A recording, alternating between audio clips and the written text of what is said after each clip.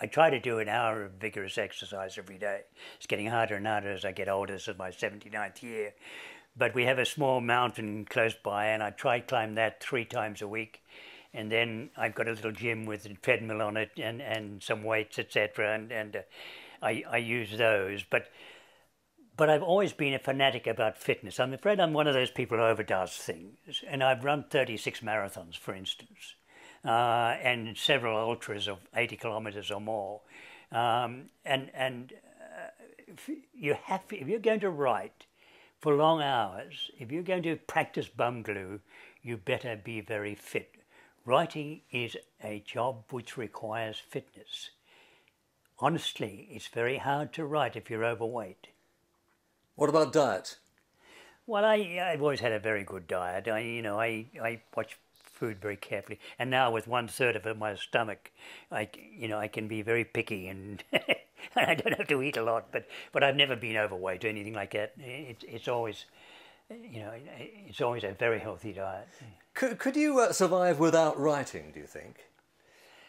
Roger, I only started at 55 to write, mostly because I postponed it, because of Damon, my son, and I felt he had the priority, and I was always going to be a writer, and I decided I'd start writing at the age of 31, and that's exactly when he was born, and that was it until I was 55. So yes, I've always wanted to be a writer, and I've always seen myself as a writer. Now here's a very important point. When you start to write that family history, the first thing you write, now promise me, the first thing you write, the first sentence, and it stays on that page, every page you write, put it in the corner, I am a writer. You have to approach it as if you know what you're doing, and you will know what you're doing.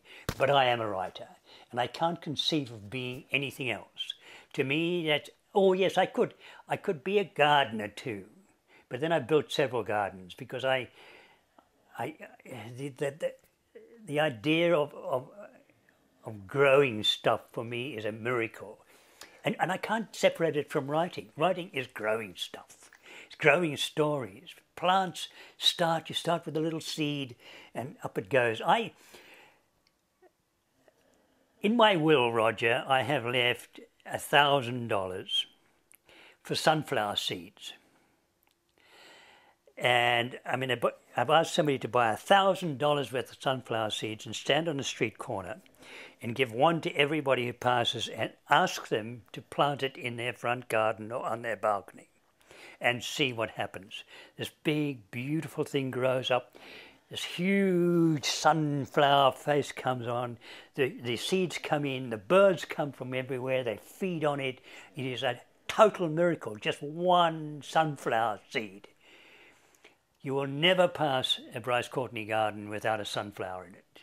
Well, we hope that doesn't happen for some time. Oh, What? Well, it'll happen pretty soon. Will you keep on writing, though, until you drop?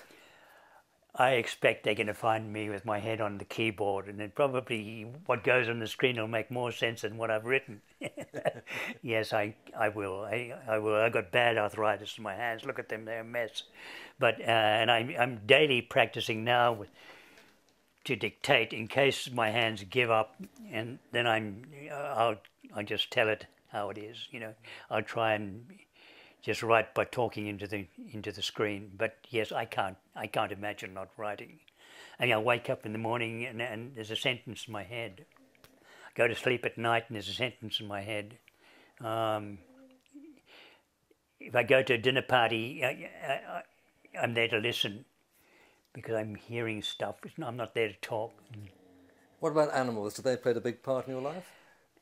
Animals, I adore every kind of animal. It doesn't matter. I even caught a rat the other day, and somebody said, kill it, and I said, I can't do this. No, I can't do that. I just can't do that. But we have, Christine, my beloved wife, and I have 4 cats, and Timmy the dog. They're all rescued. I was passing a farm, and there was a farmer strangling this puppy, and I stopped my car and said, what are you doing? And he said, I've just put him on, he's a cattle dog, I just put him amongst the mob and they've trampled him, he's no bloody good. He said, I'm killing him. And I said, no, you're not, he's mine. And poor old Tim's got two discs dislocated and his nose has been broken several times from the cattle. But he's the most darling dog, and that's the dog. The cats have all come in from the cold, except for the Burmese, who came in from next door. But when I found a child being cruel to it, and I said, "No, I'm taking this cat. I'm sorry, you can't hurt this cat." Or rather, Christine did, not me. Let me get that right. The cat likes hogging the camera, there's no doubt about it. In fact, you're more or less fully obscured now. Well, we've taken off their baskets, but they spend all their time on my desk when I'm writing, all day. And occasionally when I get stumped, I say, "Mushka, what do you reckon?" Or cardamom, or pirate, or kitten, what do you reckon? And they always tell me. Has it been a happy and satisfying life? Roger, have had such a fortunate life. There have been some really hard times, but there have been some wonderful times. And it's that up and down that makes life. I mean, an even course would be so boring. So boring. Yes, extraordinarily so. But if I can help any of you, brycecourtenay.com.